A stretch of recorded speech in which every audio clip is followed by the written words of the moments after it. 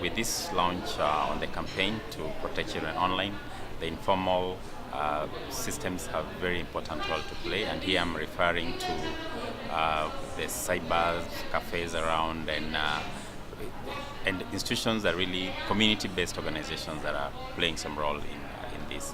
Why is this important? Because when you look at the circles of child protection, besides the child, the next level is who is it in the neighborhood, and definitely cyber cafes have a critical role to play.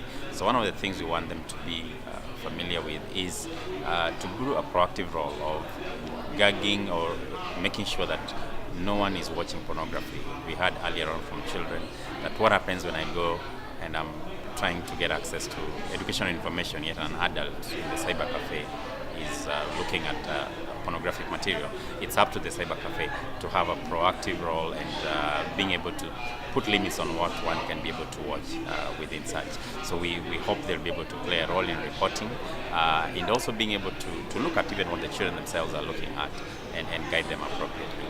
One of the things that we're going to be doing with this project is undertake very county-specific and region-specific baseline to understand what are the different ways in which online exploitation manifests in, say for example in Nairobi, and even within Nairobi, how does it manifest in low-income areas, how does it manifest in high-income areas, what are the struggles of these children in their different economic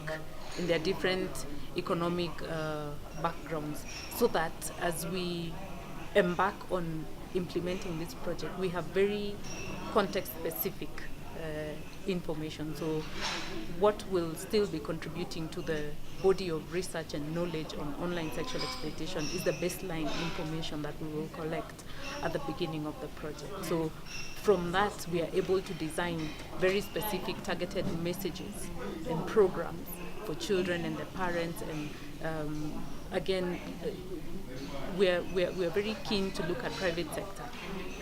Like I mentioned during the launch, a lot of times when we talk about the private sector, we're looking at the big companies and the internet service providers and the ones that have, the corporate social responsibility initiatives that are addressing some of these things. But think about the cyber cafe operator.